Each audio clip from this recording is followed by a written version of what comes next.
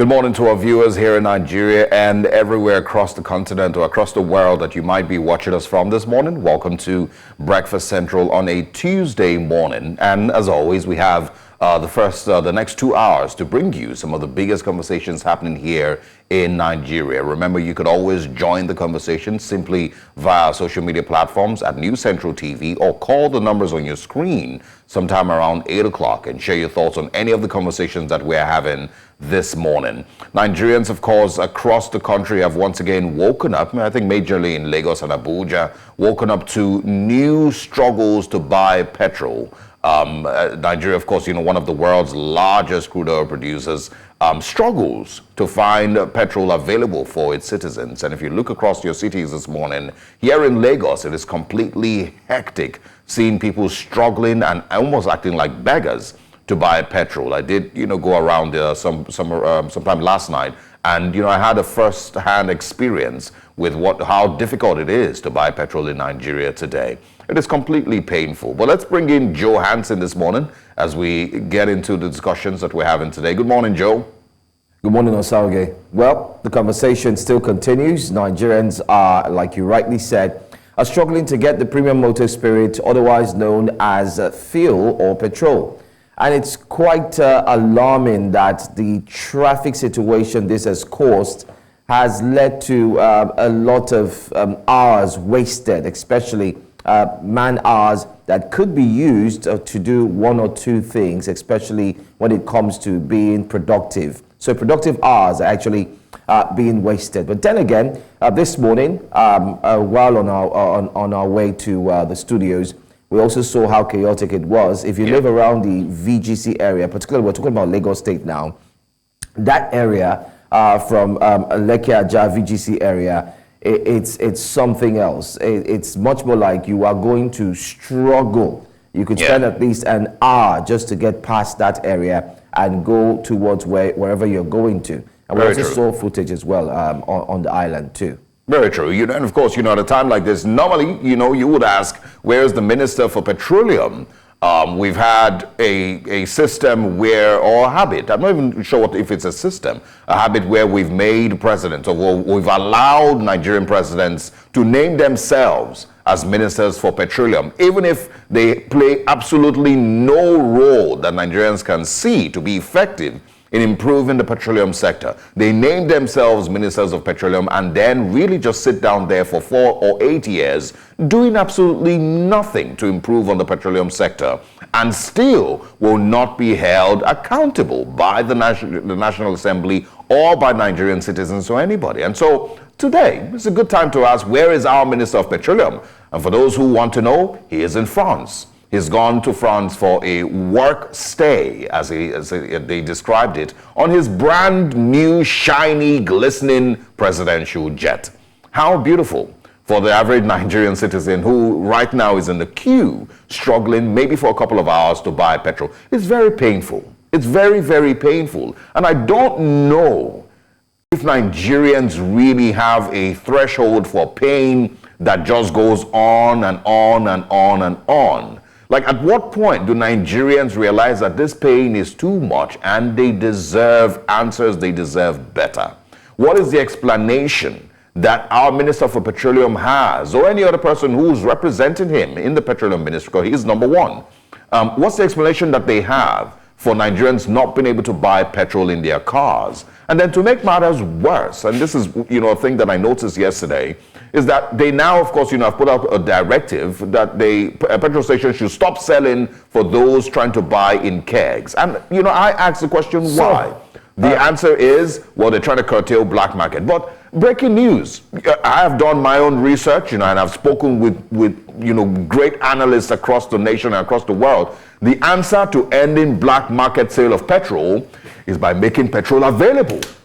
It's not by banning or arresting or sanctioning petrol stations trying to sell to black market, selling in kegs. Well, make it available, as in play your role. Yeah, your role is to make petrol available. Absolutely, Osage. I mean, that's just the answer to stopping black markets. Just make the commodity, make it available. If it's available, then you are sure that you have indeed cut off any form of black market. Yesterday, our reporter, Bettina Nweli, was actually on the streets, And we did see how people were reacting to the fact that they are tired. So people have spent close to about 10 hours, 15 hours just to ensure that they get fuel. Now, we know that we are a fuel-driven economy.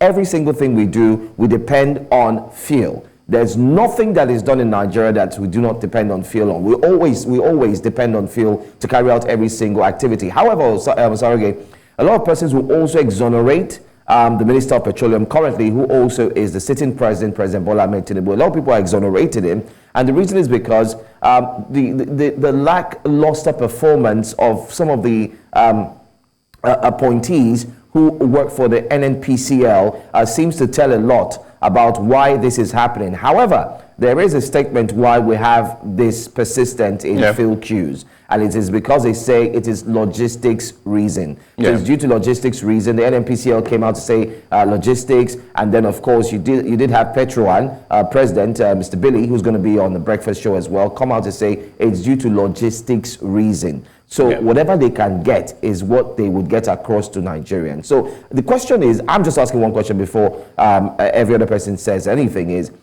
how long are we going to wait for this? How long are we going to stay in the queues as well? Stay in the queues for how long? That conversation about logistics, I don't know how well that will fly, Joe, because that's not a conversation we're hearing for the first time.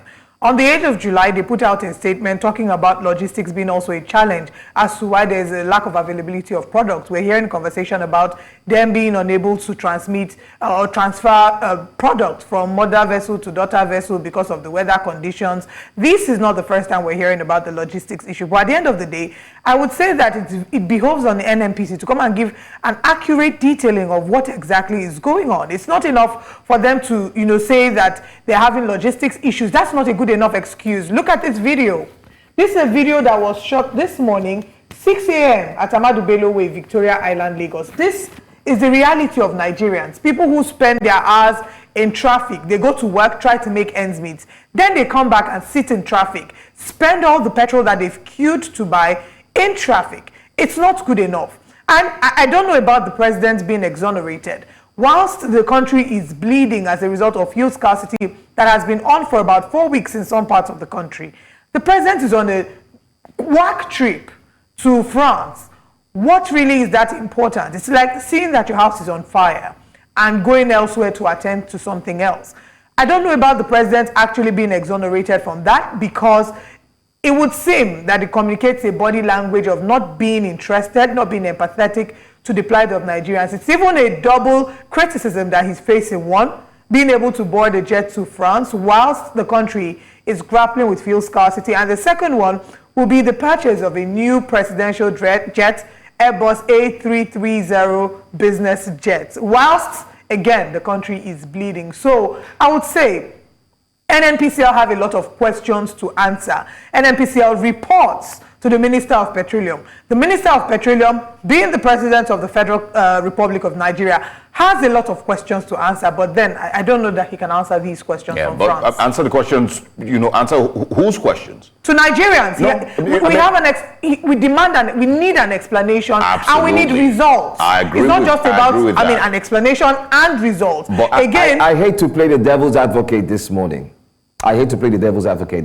But the president is the Minister of Petroleum, right? Under his portfolio or his profile, he has Milik Kyari. He has others who have been appointed to carry out their duties to ensure this doesn't happen.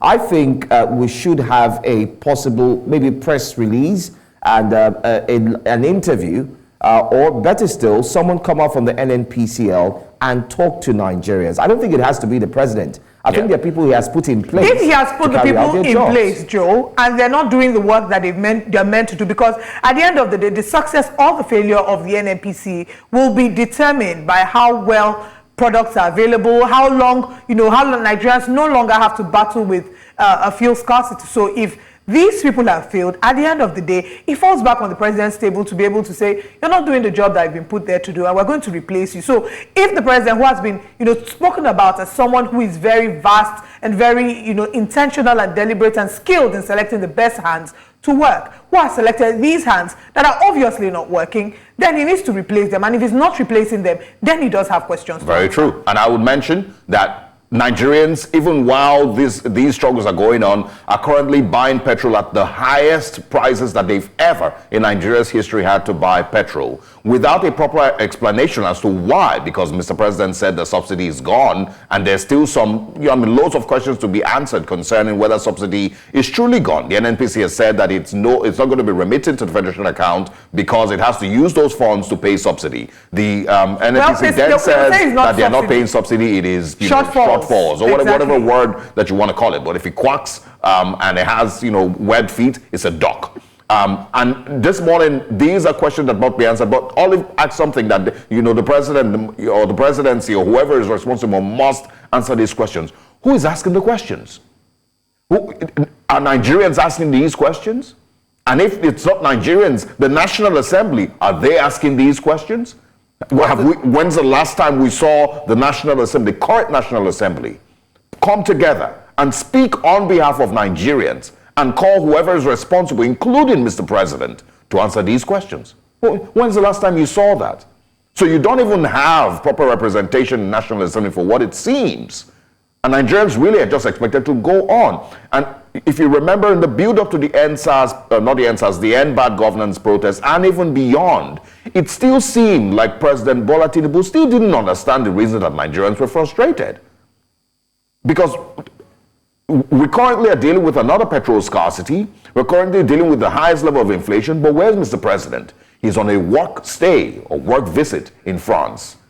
I mean, it's frustrating. It is frustrating. And like you've said, our representatives, some would argue that a number of them are not feeling the pinch as much as the average Nigerian is feeling. President Bola Tinubu does have questions to answer. NNPCL does have questions to answer, saying that his logistics issue is not a good enough excuse. All the excuses will fall to the ground if we're not seeing results. If Nigerians keep queuing for fuel, if the traffic keeps getting worse, then they have absolutely failed. Absolutely. All right. Now let's begin the news headlines by telling you that the Nigerian Police Force has invited the President of the Nigerian Labour Congress, Joe Ajaero, for questioning over a case of criminal conspiracy, treasonable felony, terrorism financing, subversion, and cybercrime. An invitation letter signed by Adamu Mwazu, the Assistant Commissioner of Police, indicated that Ajaero is expected to be at the Intelligence Response Team Complex in Abuja on Tuesday. Mwazu said an arrest warrant will be issued against Ajaero if he does not honor the invitation. And President Bola Tinubu has approved the Nigerian National Petroleum Company, NNPC Limited, to use the 2023 final dividends owed to the Federation to cover the cost of petrol subsidies. In addition, the President has approved a halt on the payment of 2024 interim dividends to the Federation to help boost NNPC's cash flow. Also, NNPC informed the President that due to the subsidy payments, it is currently unable to pay taxes and royalties into the Federation account, referring to this as a subsidy shortfall and FX differential. Also in the news, President Bola Tinubu on Monday departed Abuja for France aboard a new presidential jet. Special Advisor on Information and Strategy, Bayo Ononuga, confirmed the purchase of the new aircraft in a statement. The new Airbus A330 replaces the 19-year-old Boeing 737 acquired during former President Olusegun Obasanjo's administration.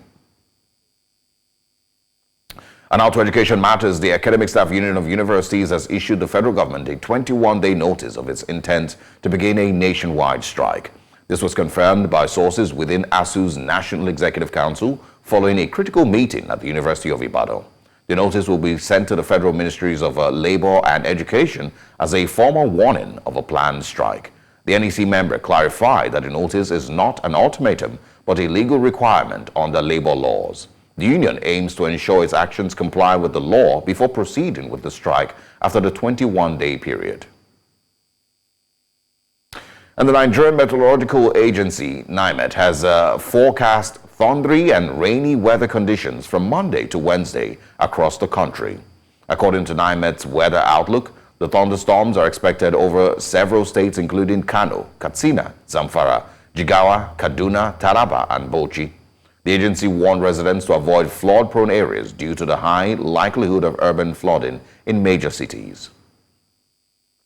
Away from Nigeria now to East Africa, the Kenyan government plans to raise about $1.2 billion by reinstating some unpopular taxes contained in a finance bill that was scrapped in the face of deadly street protests. According to Finance Minister John Mbadi, the government was considering about 49 tax measures to try to raise roughly 150 billion shillings, about $1.2 billion. These include the reintroduction of an eco-levy on goods such as electronic items, as well as plastic packaging, that the government says is aimed at reducing wastes. And that's all on Breakfast headlines. Let's go back now to Breakfast Central and get into our top stories. I am Osaogie Ogbonwa.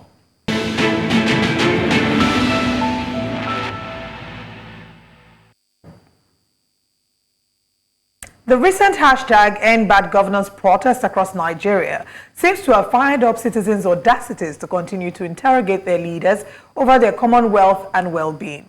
In Delta State, South Nigeria, the state government has finally opened up to residents of the state on how Governor Sheriff Oborevori's led administration is deflecting the 465 billion naira inherited from the immediate past Governor Ifeanyi Okowa's led administration amidst wide criticism. In this special report, News Central's correspondent Austin Azu underscores how the servicing of the state debt seems to be affecting governance and infrastructural development across the oil-rich Niger Delta state. Governor Oborevori, upon assumption of office on May 29, 2023, never told residents of the state of what he inherited as a debt from his predecessor. However, he re-echoed his more agenda and programs to advance the state. According to reports, the immediate past governor of the state, Ifeanyi Okowa, handed over 400 billion naira debt to Governor Oborevori.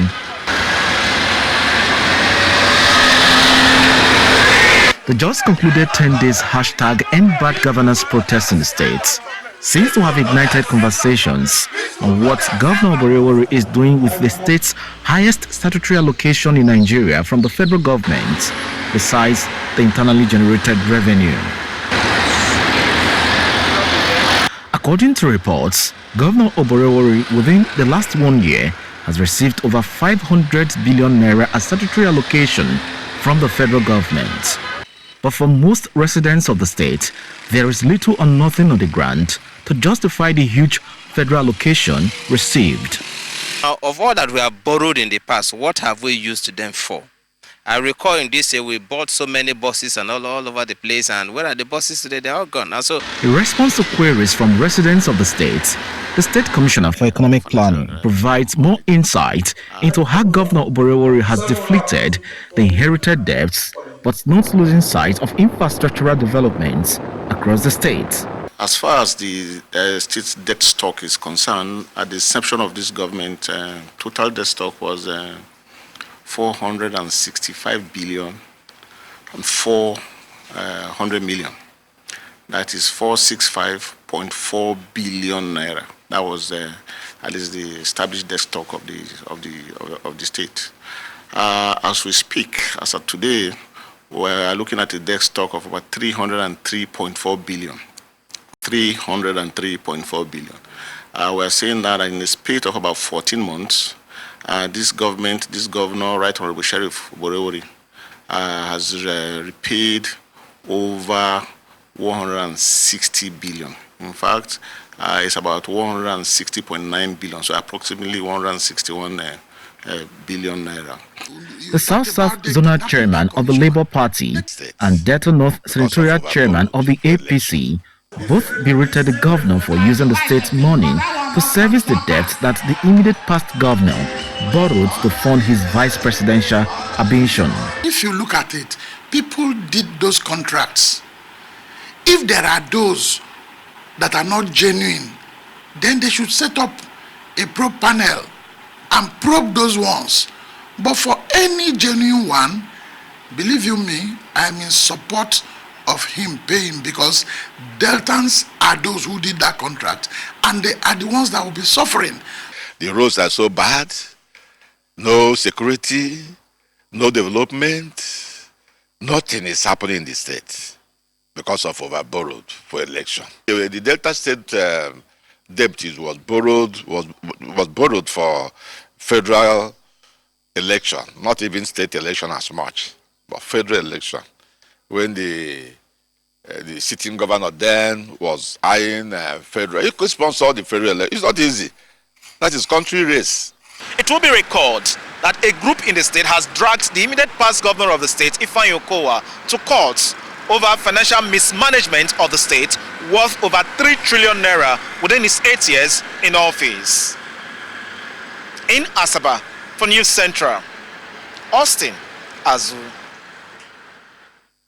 Thank you very much, Austin Azu, for that very detailed report. Now, what's interesting about the report is that now Governor Sheriff Oborowori saying that he inherited debt is not a new thing. I think it's a line that we hear a lot from politicians. And if you even look at his predecessor, Ifeanyi Okowa, Governor Ifeanyi Okowa also said that majority of the debts that he met there, that when he came into office, the majority of the debt was inherited. So it's a story that we hear over and over again. The APC in Delta State is not having it. They say that what he's saying, that he's been able to structure the debt is a pack of lies to deceive or to calm down the worries of Deltans who have expressed their discontent with how the state resources have been run. We know that Delta State receives a lot when it comes to FAC allocations and IGR, but saying that, coming to say that it's mainly about debt servicing is just a way to sway the people of Delta State from holding the government to account.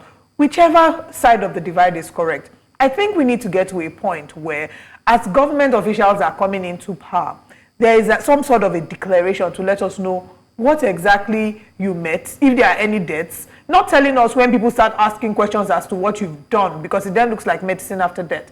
So we know exactly what debts are abound, and then we can call previous governments to account. The system that we run in Nigeria, once you have been a governor or you've been a president, we don't really hold them to account to say, okay, this current administration is saying that the debts they're having to grapple with is from your previous administration. Can you come and explain what happened? Yeah, well, we don't seem to be able to hold them to account. There's no system of accountability. I agree.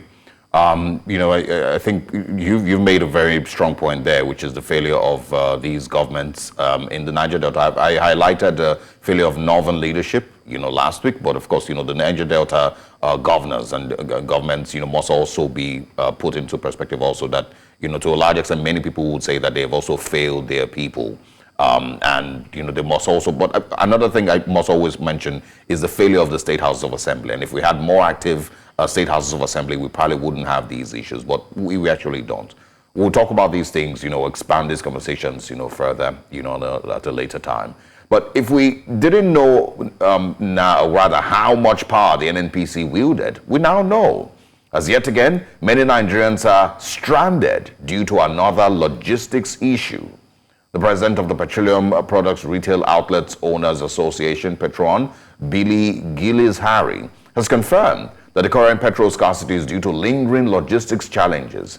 He explained that oil marketers are supply constrained and can only distribute what they have. Gillis-Harry assured the marketers are in talks with the Nigerian National Petroleum Company Limited, NNPCL, to resolve the supply challenges. The scarcity has led to increased prices, with a litre of petrol selling for 800 to 1,000 naira in some filling stations, and black market racketeers taking advantage of the situation.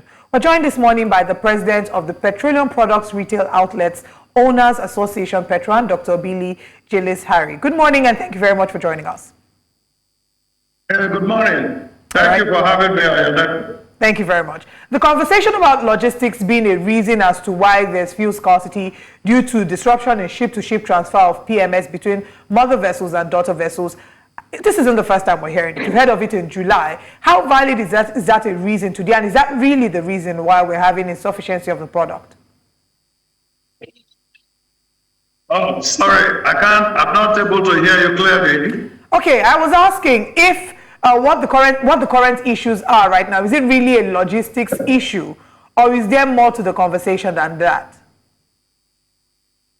Okay, well, retail outlet owners as of today are still not in a position to be able to lift as much product as possible to distribute to Nigerians. So that's what it is today. We are aware that NNPC is practically working around the clock to make that happen. And we're anticipating that expecting that to be done within the week as they promised.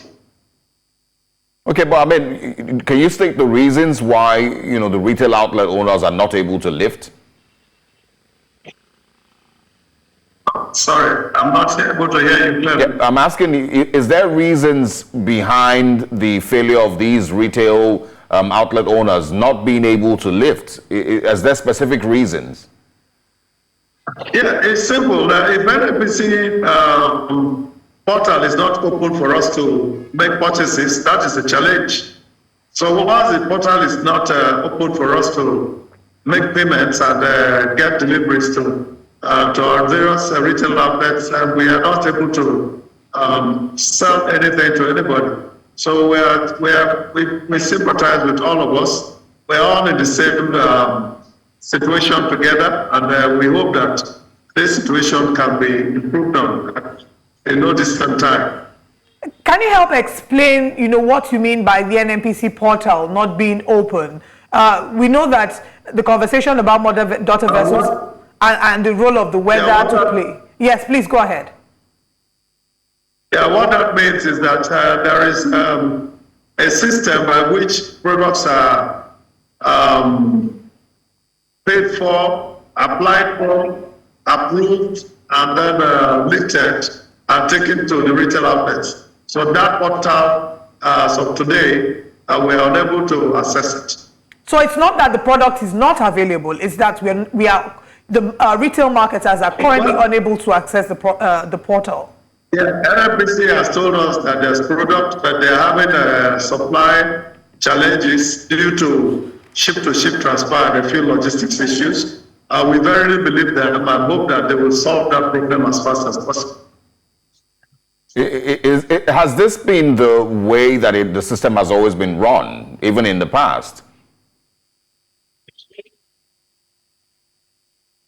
Sorry, I get missing. Yeah, apologies for that. I'm asking if this is the way that the system has always been run in the past, or did anything change recently? And, when you say ship to ship, what exactly are you referring to? What I'm referring to is that we have been informed that there is a logistics challenge in the high seas that NNPC has experienced. And we don't have any way to verify or not verify that. So we believe what NNPC has told us. And we are very expectant that that challenge should be solved. Okay, when you say that you hope that this will be solved in the nearest possible time, what does that look like? Because those in the FCT would argue that a number of them have experienced this for the past 4 weeks. And this year, it just feels like we've had petrol scarcity upon petrol scarcity. So what does a picture of this being resolved soon look like? What time frame are we looking at? Well, we are confident. We are confident that it will be resolved because as of last week, when we had an interface, we were assured that we will have some sort of solution in no distant time. So we believe them, and we're expecting today is just only Tuesday. So we wish and expect that will be solved. Okay. Just to also talk about the marketers and the role that they play, there was a report on the Punch newspaper. The headline read, "Federal government threatens to withdraw fuel marketers' licenses over hoarding." Is there any element of truth to the possibility of marketers having, hoarding products? I think that's an administrative process that NNPC ordinarily should, execute. But I can tell you with a very short sense of confidence that my members will not engage in hoarding. If we do have products, it is our best interest to sell it so we can pay all our debts. We're only recycling bad clothes, so we can't hoard products and keep it until the loans get bad. So for my members, I can tell you that hoarding will not be what they want to do. It's not that there will be 100% compliant by everybody, but most members of Petrol are very disciplined and are having in mind that we as managers of the association will not let go anyone that's found them wanted. Yeah. I also want, your thoughts on the whole idea, concerning subsidy payments. Nigerians, of course, are still seeking some truth or some clarity to it. NNPC, of course, has said that they will be paying subsidy. The federal government has not been able to open up with regards whether we're paying subsidy or not. So can you give some clarity as to what the landing cost of petrol, is, and if there is, some truth to the idea that subsidy is truly gone?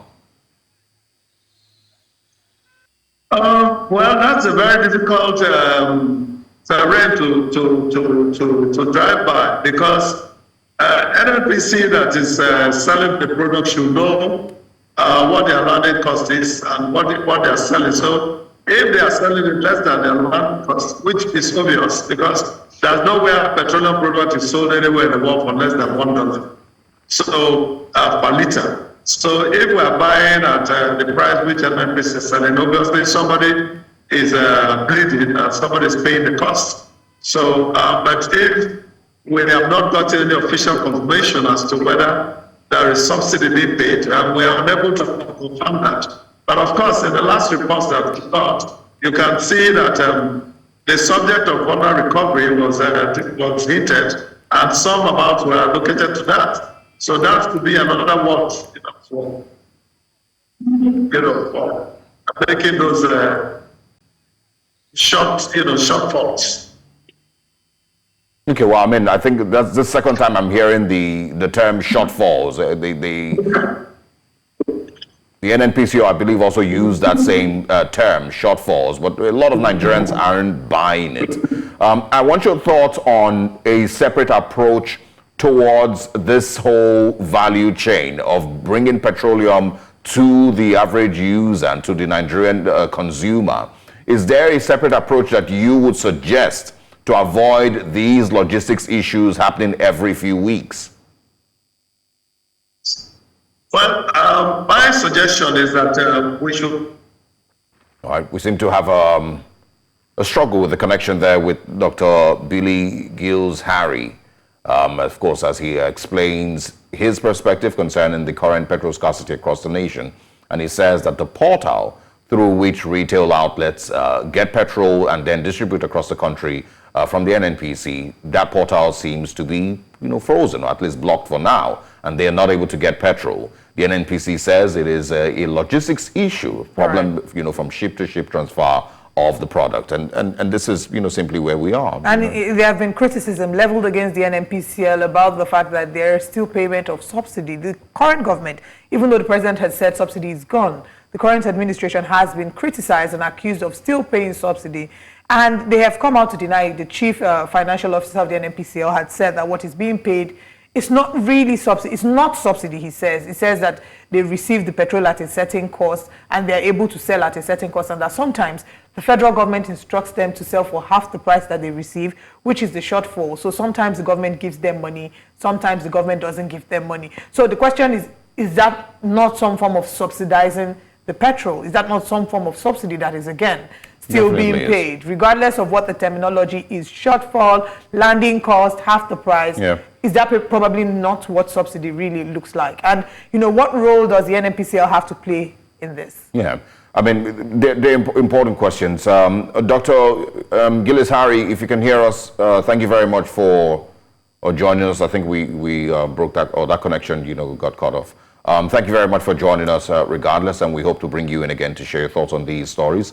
Concerning petrol subsidy, many would also argue that the whole NNPC Limited needs to be unbundled. It does need to be unbundled. The whole value chain needs to be unbundled. Because them saying that they cannot remit to the federation, we don't even know how much NNPC remits to the government coffers. We don't even know how much comes in. So if they're saying that they're getting at a certain landing cost and that they're only able to sell based on that the federal government instructs them sometimes to sell half the price, what are the numbers? Which is what you asked him earlier. What are these numbers that we're working with? How much revenue does the NNPCL say that it makes? It is really, really... There's so much, it's not as clear as it should be, right? And this is what a number of people have been talking about. A number of political leaders have been talking about. Sanusi Lamido has been speaking about the NNPCL, and the role that it's played. So right now, yes, they do have you know, a number of questions to answer, and the Minister of Petroleum, which is the President, does have a lot to answer. I think they declared their profits, and it was really exceeded. It seemed very. It was a lot. They seemed to. The numbers looked good, but it's not reflective of what Nigeria's current reality is. I mean, I don't think that's the bone of contention. What the numbers are, the questions Nigerians are asking really is, are we paying subsidy or not? If you claim that we're not paying subsidy, then where's all the money going? And will the presidency, will the Nigerian government be honest enough, with regard to subsidy? And also, the idea of independent marketers, still fully relying on the NNPC as their source of petrol. Even though for the longest time there were conversations about the NNPC not being the sole importer of petrol. But then the reality is what it is. The Petroleum Industry Act also. There's many of these things that need to be. That's why I mentioned unbundling earlier. Because we can't continue to do the same things while claiming to be doing things different. And if we continue, unfortunately, what that means is it's going to affect food security, which is the next conversation that we're going to have. Even if we're seeing a drop in the inflation rate, it's going to affect food security. People still have to queue for fuel every day. But amid the 40.87% food inflation rate, the Nigerian Army has deployed troops to protect farmers in the northern states as the country battles food shortage and inflation. The deployment aims to ensure a hitch-free planting season and a bumper harvest, according to a statement by the Director of Defense Media Operations, Major General Edward Buba. He said the deployment was made particularly in the northwest and the north-central states. Now, he also noted that the move has since enabled several farmers access to farms for a hitch-free planting season towards a bumper harvest. According to the National Bureau of Statistics, Edo recorded the highest food inflation rate at 47.34%, followed by Kogi and Cross River, Nasarawa, Bauchi, and Adamawa, recording the slowest rise in food inflation. Now, join us is security and intelligence expert, Dr. Seyi Adetayo. Good morning, and thanks for joining us. Right, while we try to, fix that connection once again this morning with Dr. Adetayo, the conversation really is the approach of the Nigerian military to protect farmers so that they can, of course, return to farms and solve the problem of food security in Nigeria. Is that the right approach? And, for the longest time, we've heard about insecurity being one of the major challenges with food security in the country.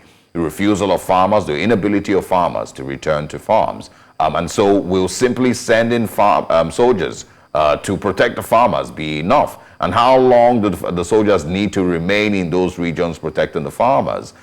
If we simply did more to end the insecurity challenges across the country, will that, solve the problem? And also, is it just a security problem? The whole agricultural value chain in Nigeria, have we sorted out the issues concerning that enough to improve on food security or not? These are some of the things that, we hope that we're able to speak, about. And of course, the Minister of Agriculture, hopefully, will join us, at least, share with Nigerians proper details as to what the president or the current government's administration's plans are with food security. I remember that President Bola Tinubu in 2023 gave, as they always say, marching orders and shared his plans to improve on food security in Nigeria. There wasn't a lot of improvement. Food inflation continued to rise and, of course, hit about 40%, was almost hitting 41% at some point. So not very much changed. How will the Army's involvement in this process change the narrative? Once again, good morning to Dr. Seyi Adetayo. I don't know if you can hear us yet. Good morning. Welcome once again, and now to get into a conversation on food security and the plans by the Nigerian military. We have Dr. Seyi Adetayo, who's a security and intelligence expert. Good morning, Dr. Adetayo. Thanks for joining us. All right. Let's, first of all, just get your thoughts on the whole idea of the military getting involved in the conversation on food security to protect farmers, to be able to go back to the farms and, of course, solve our food security challenges. Do you, see this as a brilliant idea? Well, it's a good idea, but it's actually not new. Suffice to say that the military has always been involved in this for a long time. It's only becoming obvious now that, we're experiencing acute food shortage in Nigeria, because the reason why food prices will go up is because it's when there is scarcity. And the reasons are quite obvious. And so one of the solutions to this is to ensure that farmers can actually go back to farms and farm. We need to understand that majorly the problem in the northeast and northeast, northwest, and north central has been affecting farmers, because these people are predominantly farmers. They are agrarian communities, and the insecurity there has been affecting their ability to go to farm. So likely what the media have been doing all this while was to help restore farmers back to their communities. So it is not a new thing. It's only that government is actually making a bold appearance in this, to say, what, we are aware that this is happening, and then we are making a conscious now, a very conscious effort at addressing food shortages through restoring and protecting farmers so that they can farm. If you look at what has been happening in Zamfara State, Niger State, these farmers will have to pay bandits before they can start planting season. And for them to also harvest, they have to pay bandits. And communities that cannot afford, they go there and they raid them. Even when they even afford, there have been bandit leaders that have been crossing, interbandit boundaries to raid other communities. Even if they have settled this particular bandits, there is no guarantee that another bandit group will not come from another side to come and raid them and demand. So we're saying communities being attacked often and often. All right. And that accounts for influx, of people into cities. Would you say that this approach, we can work with this and that is sustainable, especially looking at the fact that the nation as a whole is grappling with insecurity? So do we have sufficient manpower, even after sending some to help with the northern food crisis that is caused by insecurity? Do we have enough manpower to be able to cover the rest of the fight against insecurity? We don't. And that is the sad part of this. We don't. The military has been involved in this for years now.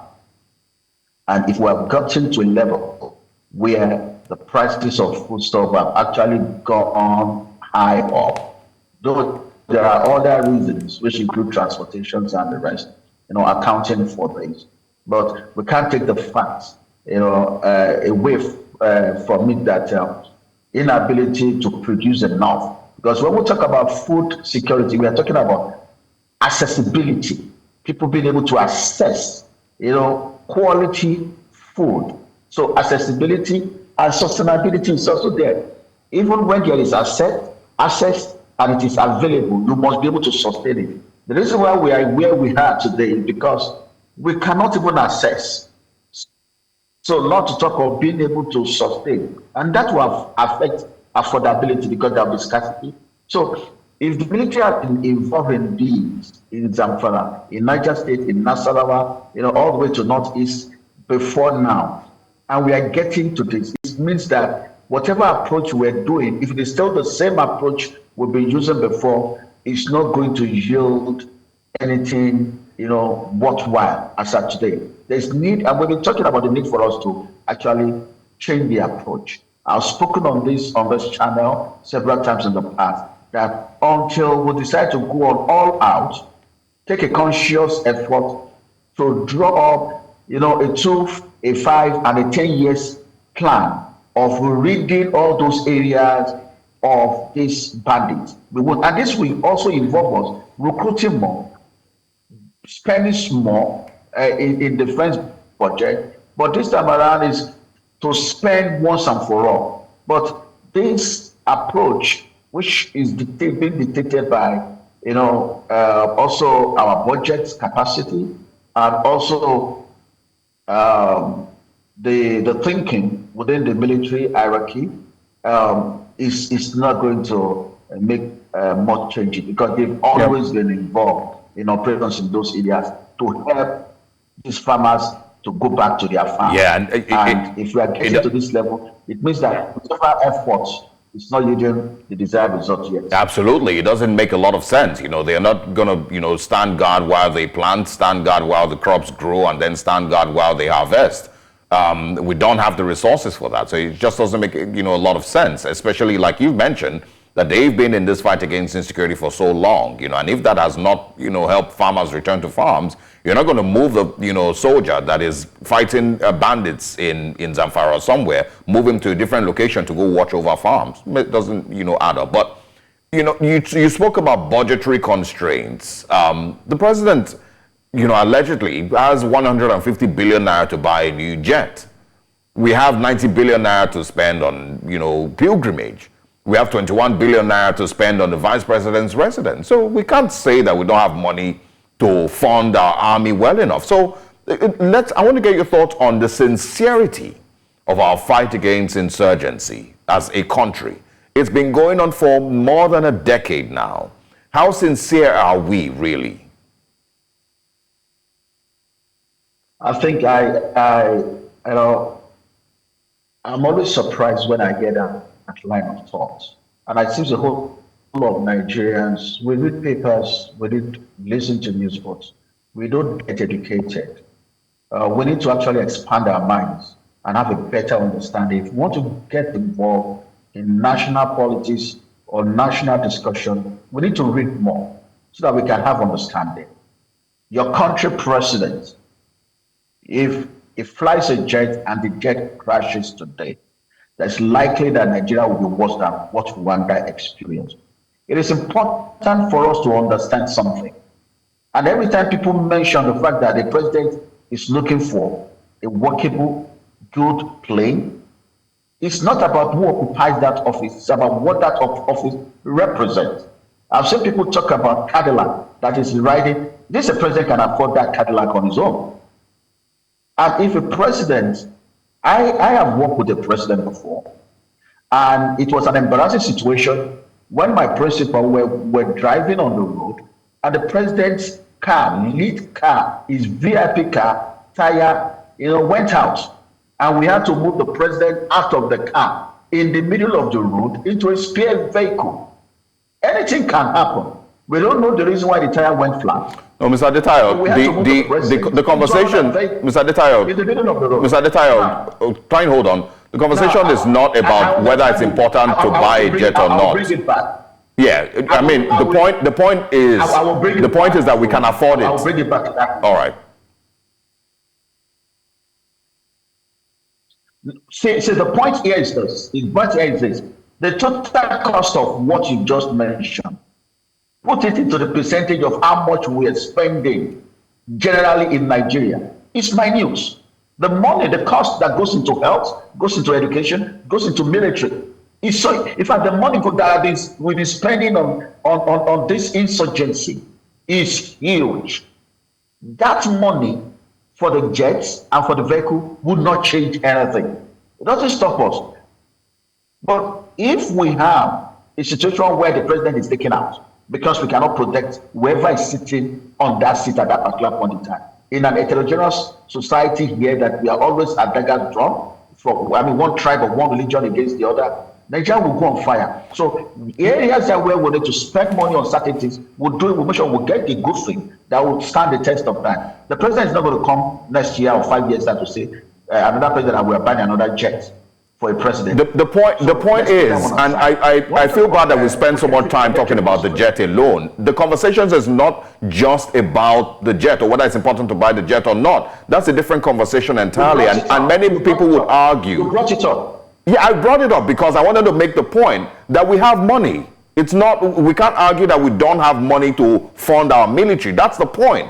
If we have money to do these other things, you see that they're important. Many people will say that they are not that important, but it's fine. That's not the point. The point is that we have money.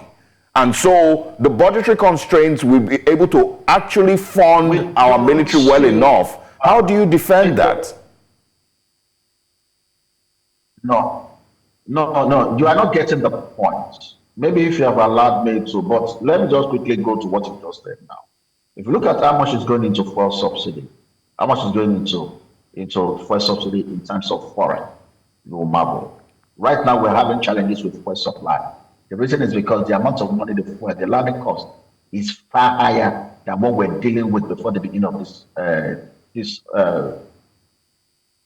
government. And the government has to pay that difference. We may not have any money to run Nigeria because the money is huge. And as long as we are paying that subsidy, the difference between what we sell in Nigeria and our neighboring countries will be very high, and those first will be getting back to the neighboring country. We'll end up spending the money we're supposed to spend on health, on defense, on education, on other aspects, on fuel subsidy. There's a major challenge. And when we're talking about budgetary constraints, those are the issues that we're talking about. Then in a country like Nigeria, ordinarily, shouldn't be spending so much money on defense. If all these things are already happening, this money will have gone into something or some other things. That's the point here. But now that we know that we are in this problem, and we'll be spending this money, sorry, let me quickly close it. We'll be spending this money for over 15 years now, every year on defense.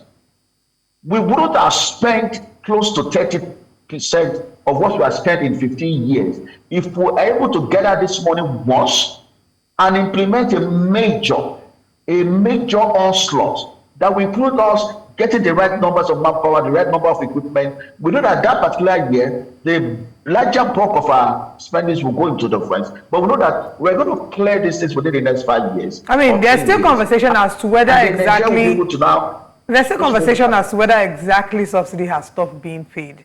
It seems like we've hung a lot of our failures as a country on the payment of subsidy. But at the end of the day, the point that we're driving at is Nigerians are not seeing the seriousness in a number of the moves that have been made by this administration to show that they're willing to fight insecurity. But that aside, our final question would be, what advice do you have in terms of short-term measures that we need to take to be able to ensure that, I mean, we're not fighting insecurity the way that we should. So what term measures can be put in place to ensure that we can have food?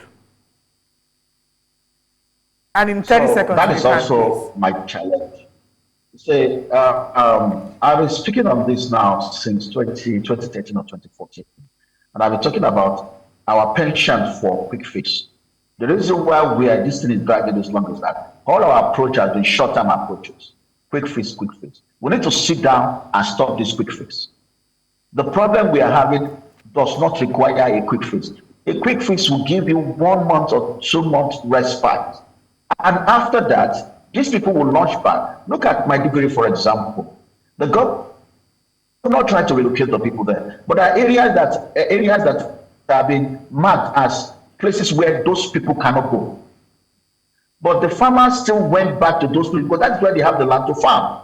And Boko Haram were picking them, and they are strapping, a suicide vest on them, sending them, drop them, and send them back to the community to go and kill people through suicide bombing. Why? Because they went back to the previous places where they used to farm. But the government have said that we can't cover these areas because we should not clear those areas. That is the problem. These were areas that have been used to provide food for Nigeria. And we have several places like that in different states where farmers cannot go. The moment they go there, they get killed because those places are now being covered by bandits or people that are bearing arms. So that is the challenge.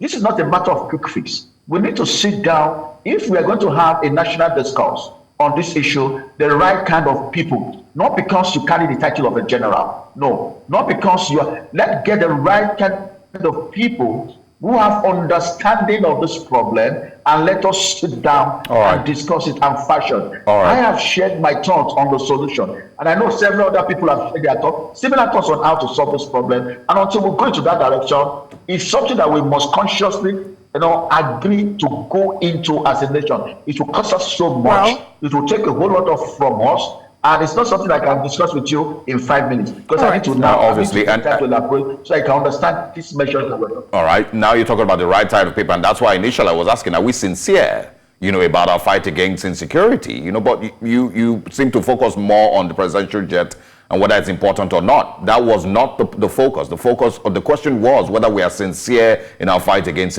insurgency or not. You've also alluded to the fact that Yeah, I mean, that's a different conversation entirely, and we can have that one on a different date. But I want to ask before we go, please. Do you think we are still paying subsidy or not? Do you think Nigeria stopped paying subsidy?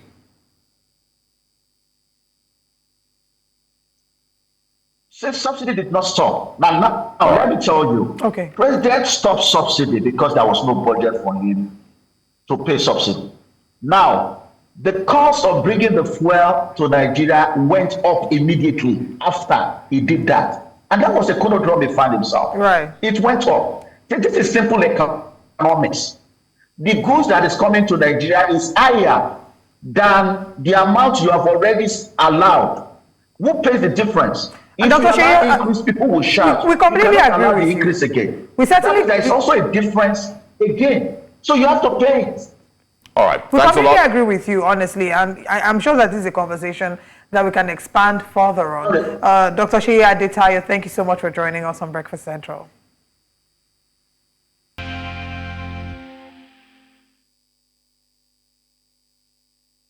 Now let's find out what the big stories making the headlines today are. And joining us is the publisher of the Niche newspaper, Ikechukwu Amechi. Good morning, sir. Thank you for joining us. And great to see you in olive green. That's a bit of my vanity coming out to play. Hope you saw Phil coming here.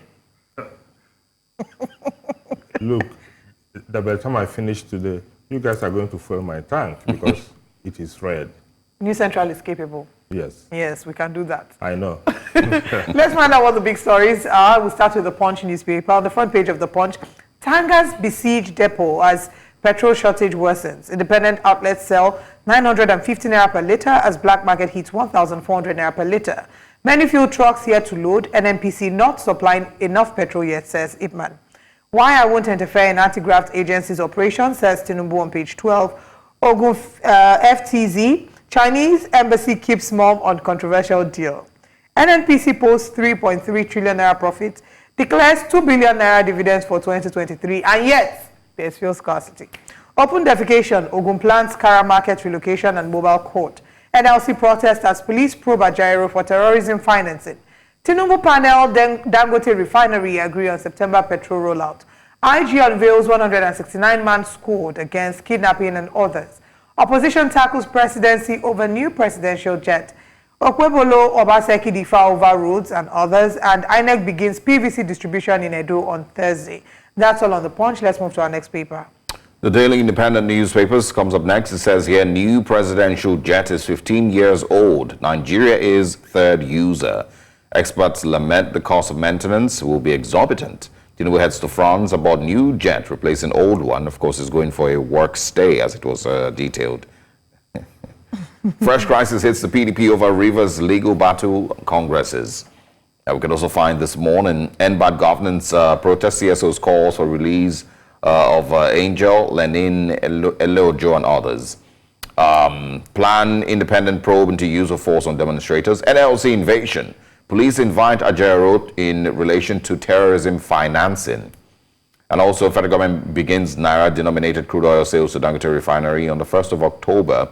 Tinubu sacks Arabia's Nakon boss, appoints Usman as replacement. And also, subsidy continuation, another chapter of Tinubu's opaque governance. All right, let's start with the president in France. Is a new presidential jet, is 15 years old. Nigeria is the third user. Nigerians are celebrating across the country as our father of the nation buys a new jet. Yeah, it's really a thing of joy. It will carry all of us. A day of joy. Everyone is going to fly in the jet. Well, what is there to say? You know, Osa, every day we come here and the same sad story, the same sad tale. What has come true is that we are dealing with a government and the people in power who are impervious to any kind of reasoning. They don't care. You can go and take a swim in a shark-infested lagoon for all they care. They must do what they want to do. It is so insensitive for a government that continues to preach to the people to tighten their belts, and the priority we have is that the president is acquiring not even a new plane like they told us, a 15-year-old plane. Meanwhile, the one they said was no longer fit for purpose is 19 years. So they are discarding that and they are getting a 15-year-old plane that, as it is imagined now, we are going to be the third users of that plane at 150 billion naira. Imagine what 150 billion naira can do in an economy such as ours, where people can hardly eat. Not 2 square meals, not 3 square meals, even 1 square meal, even 1 round meal, not to talk of 1 square meal. So it's a tragedy that we are dealing with the people who don't care, who have no respect for the people they claim to be governing, who are so contemptuous of public opinion. Because any government that is conscious of public opinion cannot continue behaving the way the Bola Tinubu administration is behaving. Americans call it in your face. Yeah. Just quickly, because I also want to talk about the petrol scarcity and the excuse by the NNPC, but, we just had Dr. Seyi Adetayo, just before you joined us. And, his view is that, we should never, play with the security of, the life of Mr. President. And that Nigeria, would go into so much chaos, if anything happened to the president as a result of a faulty jet. Would you say that that is a good enough argument to defend the purchase of, this jet? But before we will have you answer the question. Good morning, Landon, who's joining us from Abuja. Good morning. Good morning, everyone. Good morning. Morning. Welcome. Go ahead. Please, I want to talk about this presidential jet, 150 billion. Wow. They just bought the jet without the Senate approval and the House of Reps approval. Remember last 2 weeks, the House of Reps sponsored a bill to tame Nigerians, to jail Nigerians for not singing National Assembly. Just like I don't understand I try to understand their line of thoughts. I don't know. The Senate president last 3 weeks said people should protest while they're enjoying. So the executive just went to buy a jet without the approval. It doesn't make sense to ordinary Nigerians. It doesn't make sense to me personally, because it makes me depressed. I say, am I in the country, or what type of country do we have? Are we in the country?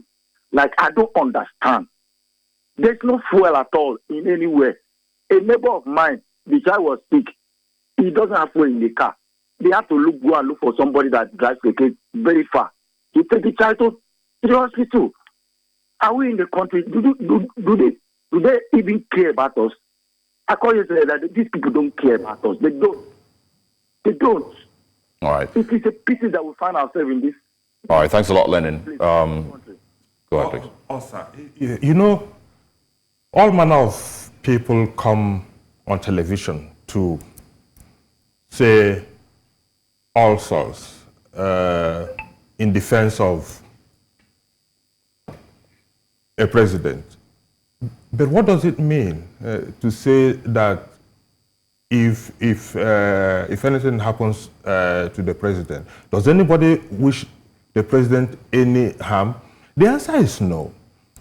An aeroplane is a mechanical thing. It is bound to break down from time to time. It's like your car. Even human beings, you have toothache today, you go and you fix it.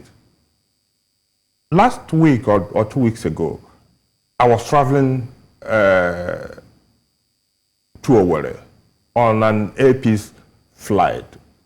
We had boarded in the morning. It was a 7 o'clock flight. We had boarded, and the pilot announced that, look, that they have a problem, and that they needed to check it out.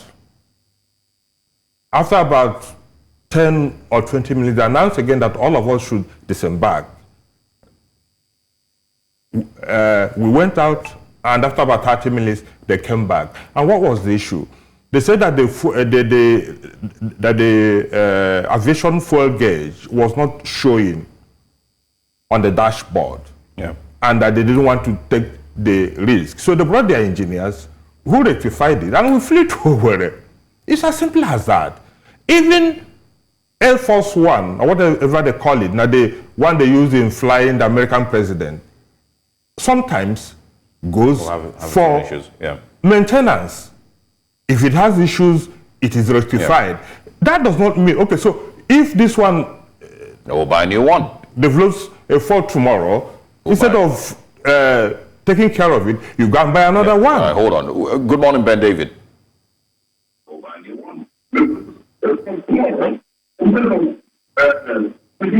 Please turn down the volume of your TV set, Ben David.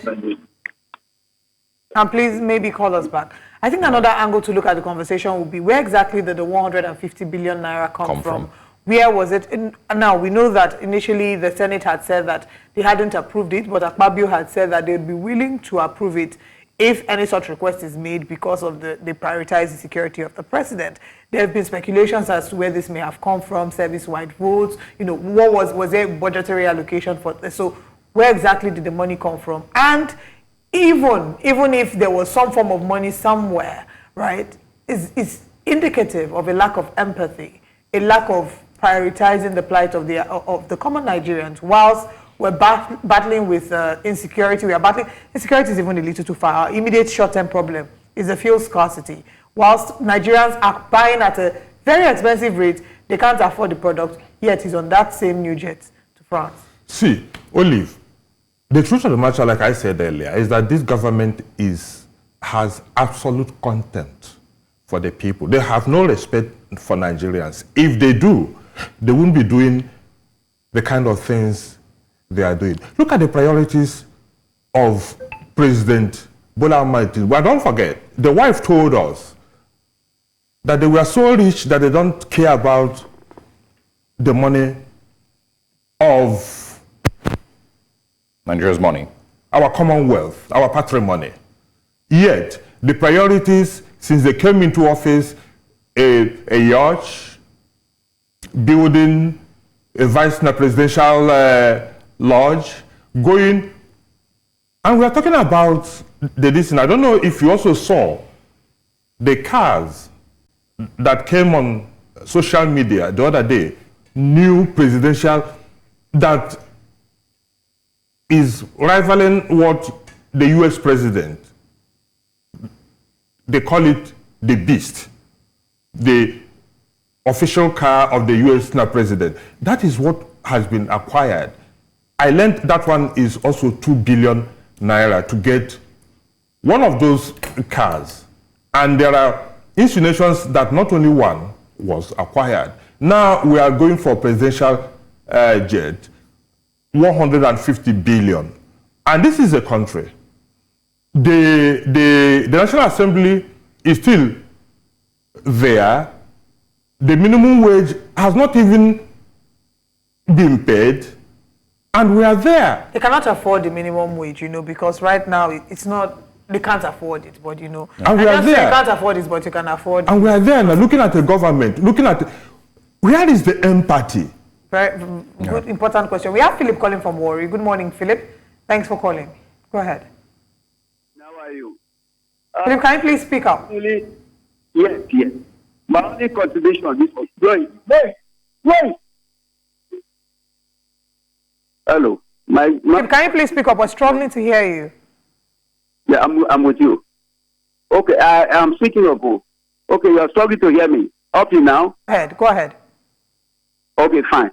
My only contribution this morning, I regret that it's a country that is no man's land, I can believe. Are they not people we are talking to self? Are they not human beings? They don't have other people in their heart. All this money, where we end it, is only 50. No one can carry anything home. Let that appropriate continue to talk. Let they demonstrate. We are shopping. Is that if I don't want to use bad words, is that a human being? who have conscience for others. The whole thing I saw there is that the distant Senate is a rubber-stamp Senate. It's a gang-up Senate. It's a secret Senate. It's a gang-together Senate. They are not people to help country. Because a good governor, there must be an opposition. Very much, Philip, for your contribution. Well, let's quickly talk about the petrol yes. issues. What really is the petrol scarcity issue about? It would seem that Nigerians assumed that when they said subsidy is gone, it would mean that we would have regular supply of product, but that's not the case. Punch reports tankers besiege depot as petrol shortage worsens. We had a guest earlier today who said that it's because of the ship-to-ship transmission from the mother vessel to the daughter vessel, which is sort of the explanation that NNPC gives. There's also allegations of oil marketers hoarding products yet to deliver on the product. And our Minister of Petroleum is not around. I will be surprised if NNPC is still talking, because they have run out of excuses. There's nothing else to say. Don't forget that it also emerged officially now that the government is still paying subsidy. In fact, even paying higher. So it's a shortfall. It's a shortfall, it's not subsidy. Paying higher than what it was before the president said subsidy is gone. Look, we are dealing with a man who has run the most opaque administration in the history of Nigeria. I said it here last week. Where we are is a very bad place. Also, where we are is a very bad place. And these guys will continue. Because Nigerians are cutting them some slack. And unless Nigerians say enough is enough, these guys won't stop what they are doing. You see, what else is there? Is there no end to the suffering of Nigerians? Oh, it's only Nigerians who will be able to, you know. Go to the filling stations. You can't even get a drop. My car now is in the red. And it's not as if that even when you see it, people are buying. The pump price, officially now, people are buying nothing less than 800 and something. Yeah. All right, can you hold on? Good morning, Austin. Yeah, good morning. Morning. Quickly, please, go ahead. Okay, I just want to reiterate what your guest there is saying. The suffering is too much. The hardship we are going through. And the politicians, they don't even seem to care at all about what the masses are going through. Look at what happened in Bangladesh and other countries. They are still not learning from all these experiences. What they should understand is that though this last protest, they were notified, they should be worried about the one that would happen where there will be no notification. It will just come, just go viral like that. They should be worried and take steps to fix the economy. People are going on a daily basis to see people begging for food, begging for, even knocking on doors that they don't have what to eat, they don't have anything. So I think the politicians, this program is going to continue to draw their attention. Look at our election coming up in Edo State. You see people that are not qualified, they are trying to force them in on the electorate. It's not acceptable. The greed of these our leaders is really Austin. Also in the news this morning, NLC protests as police probe Joe Ajaero for terrorism financing. I think he was also invited by the police. He's meant to appear there or risk his arrest. When the news broke last night, I tried reaching Joe Ajaero. I couldn't, but I spoke with some people high up there in the NLC. In fact, now Joe sent me a text message to say he can't talk now.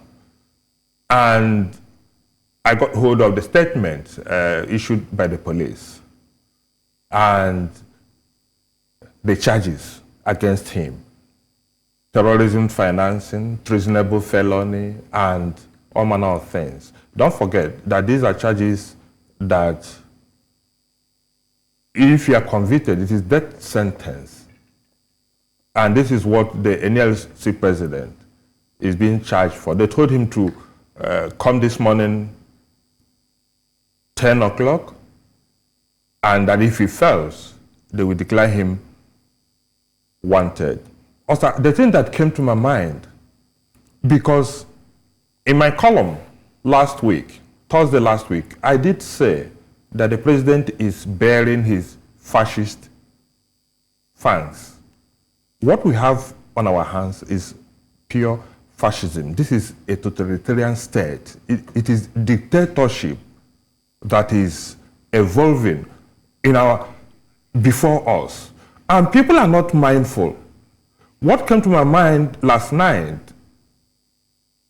is the poem, the confessional poem by the German Lutheran pastor, Martin Niemöller, in 1946, where he said, they came for the communists, and I didn't speak up because I am not a communist. They came for the socialists. I didn't speak up because I'm not a socialist.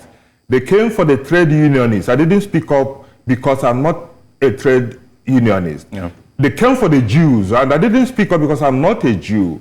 Then they came for me. And there was no one to speak. And there was no one to speak for me. Yeah. All right. This systematic purging of the opposition by the government will end up just like the Nazis did in Germany in those days. Nigerians need to speak up now. All right. Particularly the media, we need to hold this government's, President Bola Tinubu's feet to the fire. All right. Otherwise, we'll be in trouble. Let's really take this call, our final call for the morning. Good morning. Thanks for calling. Please go ahead. Morning, Uche. Can you hear us? Everybody. Yes, Uche, please go ahead.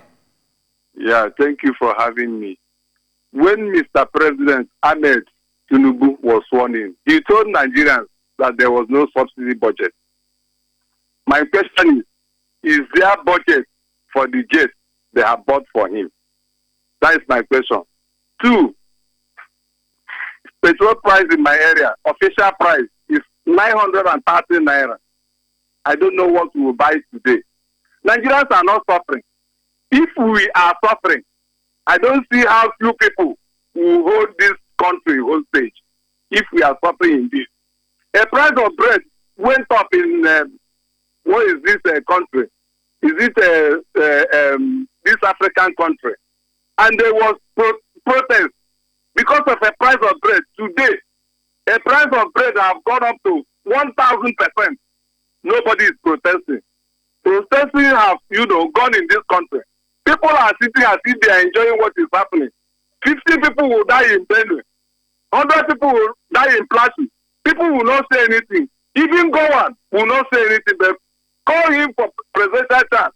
He will go there. In his state, he will not say anything that is going on in his state. What a shame.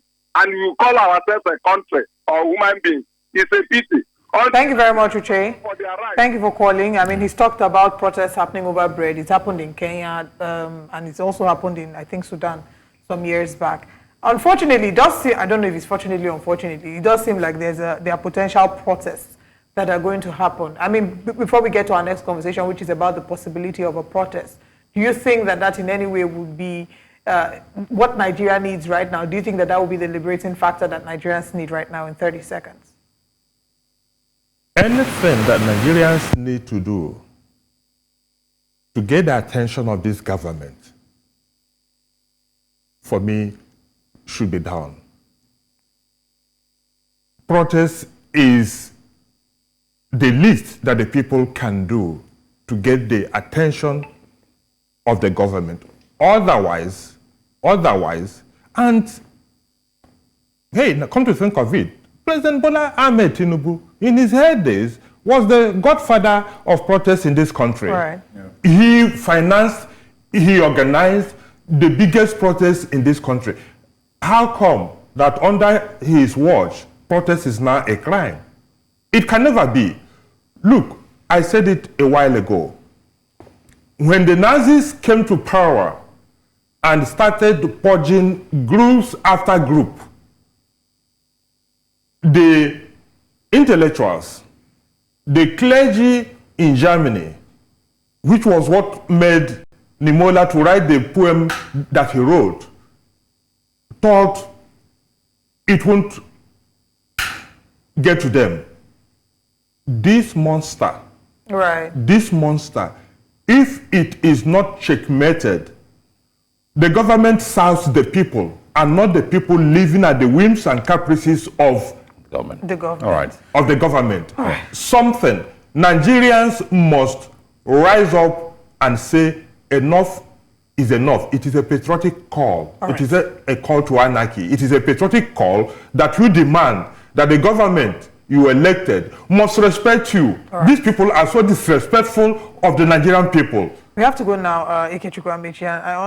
Honestly, we can feel your pain and we can feel the frustration that you feel. I think it's one that is shared across board by Nigerians across the country, but we'll keep speaking about this. Thank you so much for joining us. All right, we're going to break now, and when we come back, we're looking at the planned Fearless in October protests. Stay with us. Welcome back. The Take It Back movement, one of the organizers of the just concluded End Bad Governance in Nigeria protest, held nationwide from the 1st to the 10th of August 2024, are planning to stage another protest in October. The director of mobilization of the Take It Back movement, Damilare Adinlola, said the protest will be tagged Fearless in October, stating that the protest will repeat the demands made during the just concluded End Bad Governance protest. Now joining us is the national coordinator of the Take It Back movement, Sanyolu Juwon. Good morning, and thanks for joining us. Good morning, and thank you for having me. Also joined this morning by the national coordinator for the All Electricity Consumers Protection Forum, Adiola Samuel Ilori, who joins us here in the studio. Good morning, and thank you for joining us. Good morning. It's nice to be here again. All right. We'll talk about electricity shortly, which I believe is one of the demands that Take It Back movement says. They say their demands include scrapping the Senate, increasing minimum wage, reversing the fuel prices and the electricity tariffs, and releasing NSARS and political detainees. How would you judge the impact of the last protest that happened, the last hunger protest and End Bad Governance protest, whichever you'd like to refer to it as? And, you know, what impact do you think that the Fearless protest will be able to garner from this administration? Yeah, thank you very much. The last protest, 10 days action, was very successful, well attended by Nigerians from all walks of life, nationwide, from the north to the south. Attended, and those who could not join, those who could not march on the streets, so they realized by staying at home or closing their shops. So many did not come to work. So it was a significant action that indeed proved in more ways than one that Nigerian young people, when they are united, they have the power, they have the organized strength to hold the leaders accountable. And we saw. And we saw this over and over again. As a matter of fact, the government knows this too, which is why shortly after the protest, when the Speaker of the House introduced a very ridiculous bill targeted at ending and repressing protest, just a threat of protest on the social media forced him to withdraw the bill. So this is one of the ways to tell that indeed the Nigerian young people have been able to display and organize enough to hold their leaders accountable. And I think more still needs to be done in this area to ensure that government generally attends and assists to ordinary demands of the Nigerian people, rather than spending billions of our money, lavishing them on constructing lavish apartments for the vice president or buying private jets. A misplaced priority, I must add. But I also want to ask, you just finished the End Bad Governance protest in August. We're talking about another one in October. Does that mean that the End Bad Governance protest, didn't achieve, or what would you say if people say, okay, well, it didn't achieve that much, that's why you need another one, a couple of market days after the first one ended? The president did respond to our protest by saying no going back on subsidy removal. So it stands to reason that, well, a luta continua, no going back on protest. It's as simple as that. Okay, well, we'll see. We're also joined this morning by Adeola Samuel-Ilori. Let's quickly also get your thoughts. One of the protests just ended. Lives were lost, reportedly. We're talking about a new protest on the 1st of October. How necessary is it? If we saw the reaction of the Nigerian government to the first one, why do you think Russia will be different this time? They should not have any different reactions, to say. Like somebody says, what money cannot buy, more money will buy it. And so if what the first protest cannot resolve or cannot bring home the expectations of the people, more protests will do. As long as we remain peaceful, it's our inalienable right. Nobody can deprive or deny us. Funny enough, like I was saying to the lady then in the receptions, that it's only in Nigeria that I've seen that somebody will be sponsored to protest to stop another person from protesting. Laughable, you know. So for whatever it was, you see, I think Nigerians have been taken for granted for too long because many of us Nigerians are indecisive as to what we want. Some of us want to eat omelette, but we don't want to break the egg. And so at one point in time, you need to decide on whose side are you. You cannot be a little to the right and a little to the left in this situation that we have. I said it on the protest ground that even the police, luckily I happen to also be the executive director of police welfare, better welfare initiative. So I felt that everyone are affected, and we should not pretend or play the ostrich at any point in time when they call for something that will change or better our life, and that which we have been complaining under our roof come into fore, and we're beginning to play hide and seek. So for me, if the first protest has been painstaking, yes, we have considerable success. As far as Lagos State is concerned, we make sure that it is peaceful as much as, even though we were provoked, even though we were incited, even though they sent their boys among us to create chaos. But luckily for us, we were able to manage the situation so we don't have incident. And I believe that was what goes on in other areas where death eventually occur. Because the template and the temperament of each and every one is different. You see, in Lagos, without taking anything away from the reason why we are protesting, there is a levels of, because somebody said, what was the outcome of the protest? At least in Lagos State, the governor reversed back what may be the populist welfare that he bring in place at one point in time, like selling good foods at some prices, even though not enough, bringing back the fact that the 25% that he has first of all removed from the BRT or other government listing, returning it back. At least it was the protest, the first day protest, like you once said. But none of the detailed demands of the protesters, were... Yes, because it lies with the federal government. And the reason why it is not hard or becoming a point of reference for the government, the president, it was because of these divide and rule things that happened during that protest. I can tell you that in Ogun State, we don't even have a splash. In Oyo State, yes, they have it, but not as we witnessed this in 2012. All right. And again, hold on. We're going to talk about, that aspect now, the leadership of the protest, which was one of the things that was brought up in the last one. Let's bring back Mr. Juan this morning. I also want to ask you, about, there currently reportedly some protesters that were arrested from the End Bad Governance protest that are still being held by the courts, or by the police rather.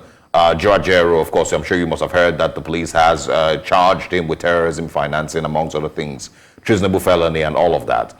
Does this make you worried about still going ahead to push for a protest in Nigeria today?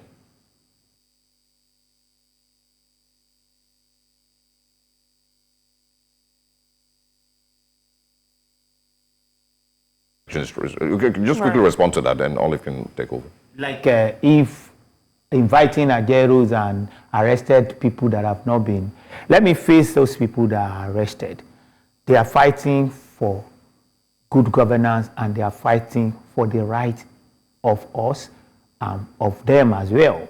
So the government must have a serious kind of allegation against them before they can continue to detain them. If they continue to detain them, like I said before, if someone said what money cannot do, more money will do it. If our talking and as we are asking and agitating for their release, and if the court, quote and unquote, become compromised or complicit in line with what is not supposed to be, and then we will have to push ourselves out again. And this time around, we will push ourselves out, even though peacefully, but en masse this time. Again, in the case of Ajaero, I'm sorry to say this, that whatever the government is facing, is showing him right now, he bring it on himself. Why do you say so? Good. When the issues of poverty and hunger begins, we had expected that the labor movement led by Ajaero will be painstaking and be proactive. Many times I was part of in labor partners, so to say. All Electricity Consumer Protection Forum have been partnering with labor since 2016. And what we expected was like immediate reaction. When increase in tariff was done without due process, I don't want to lay more emphasis on it because all Electricity Consumer Protection Forum is in court against the NEC based on the fact that that increase is nothing but an aberration. The due process is listed in law, and we are in court with them at the Federal High Court, Ibadan. And the next adjourned date is September 25. So I would not want to dwell on it. Yeah, but you feel like the NLC abandoned Nigerian many ways. Look at, let's take it for example, even the minimum wage. That they were all shouting, all mother of all strike, if you don't do this, they ended up collecting peanuts, 70,000 naira, which Obaseki approved for his state worker without laying hands on any meeting. Yeah, but I mean, all those students. And then one of the reasons he gave at that point in time was the fact that, the president said if they want 250, he will give it to them. But he has to, stop paying subsidy. I thought we stopped paying subsidies since May 20. There's several angles to that. We have other guests joining us. That's Sanyolu Juwon. Juwon, talk to us about your thoughts regarding the fear that the government may have instilled in protesters. There have been conversations about protest financiers. There are people who have stood. The government has said that the moment they touch foot in Nigeria, they'll be arrested for sponsoring protests. Does that in any way faze you? What is the problem of the president about people who are sponsoring protests? When a sponsoring protest become a crime, the president himself, at least before he became president, was renowned for sponsoring and organizing several protests in this country. So if sponsoring protest was an offense, it should be first in line of conviction. Thus, as we are in a part of our laws, says sponsoring protest is a crime. So yeah, that's my response.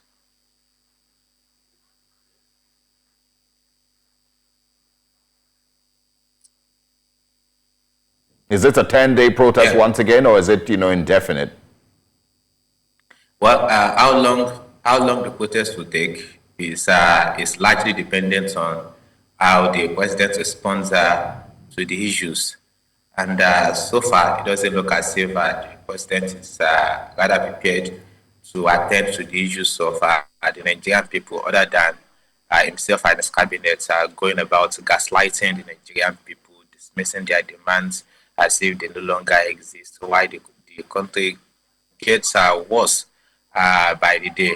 And as the country gets worse, the so-called leaders are not tightening their belts as they've been advising the Nigerian people to do. They're buying private jets. They are collecting 21 million naira salaries and allowances. The queues have returned to the petrol station. Nigerian people are buying fuel at an exorbitant rate. We discussed it. Nigerians cannot afford to feed for even once a day. Do I want to try and make the best possible use of time because we have to wrap up the conversation? But are you subscribing to the earlier modus operandi where the government had asked for protest leaders to submit their names and the designate and the routes they'll be taking for the protest? Are you going to be doing that this time? And what do you say to those who say that when the country is ready for a protest, it will not be an organized one?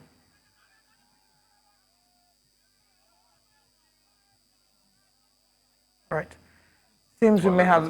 Let's have Mr. Lori answer that question. You know, those who say that when the protest that the country will feel the impact would not be an organized one. Well, sometimes protest or revolution start without being organized. Events, incidents, sport people up. For the people that are ready, I'm sorry, Nigerians are not ready. I'm so sorry to have. Punctuated on that. We are not ready. I give you an examples of such incident, like to back up whoever said that at one point in time.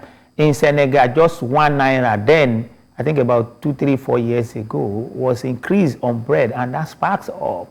Only one person in Tunisia poured petrol on himself, and that sparked up Arab Spring. 20 Nigerians can put petrol on themselves. They will say, all Nigeria will write there is RIP. May the Lord console the farmer. We wouldn't want, no, I'm just giving the kind of example to let you know that we are not ready. I pray that we are ready because we have been pushed to this war. Like the issue of electricity increment that we have been witnessing, not even this one alone. It has not been any justifiable reason for that. It's my feed, legally and otherwise. I knew every details of what's happening in the power sector. Right. And I can easily tell you for free that let us even take it from the generation. How much are we generating? We are groping between 3,500 and 4,900 for a 200 million Nigerians. We don't have proper metering. Unfortunately, I think electricity conversation is not a conversation we can exhaust today. We would love to have you back again so we can discuss what is going on and the cry that Nigerians are having, especially those in banditry. But thank you very much. We've had the National Coordinator of Electricity Consumers Protection Forum, Adeola Samuel Ilori, here in the studio with us. Thank you, sir. I would also be joined by Take It Back Movement National Coordinator Sanyo Olujuwon. Thank you so much, gentlemen, for being a part of the conversation. We look forward to having you again. And we'll be back again same time tomorrow. Thank you very much for joining us. I am Olive Emodi. And I am Osaogi Ogbon. See you tomorrow.